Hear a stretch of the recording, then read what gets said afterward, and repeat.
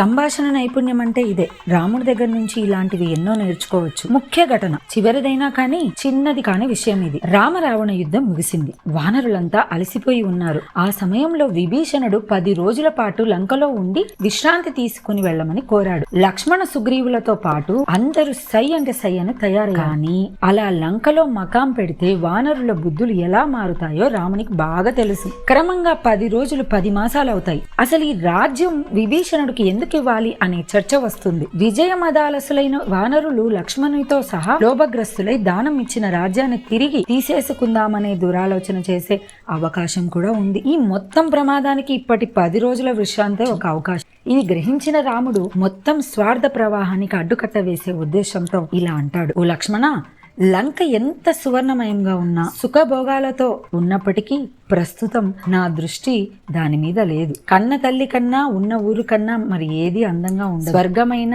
ఈ రెండింటి కన్నా తక్కువే. అందువల్ల 14 ఏళ్లుగా నీ కోసం నా కోసం చూస్తున్న జనని కోసం, జన్మభూమి కోసం వెంటనే బయలుదేరుదాం పదండి అని ఉపదేశ రూపంలో ఆదేశించాడు. మనకు నచ్చని విషయాన్ని కూడా సలహా ఇచ్చిన వాళ్ళ మనసు గాయపడకుండా ఎంత సున్నితంగా చెప్పవచ్చో మరి నిరూపించాడు. సంభాషణ నైపుణ్యం అంటే ఇదే మరి. జై శ్రీరామ్.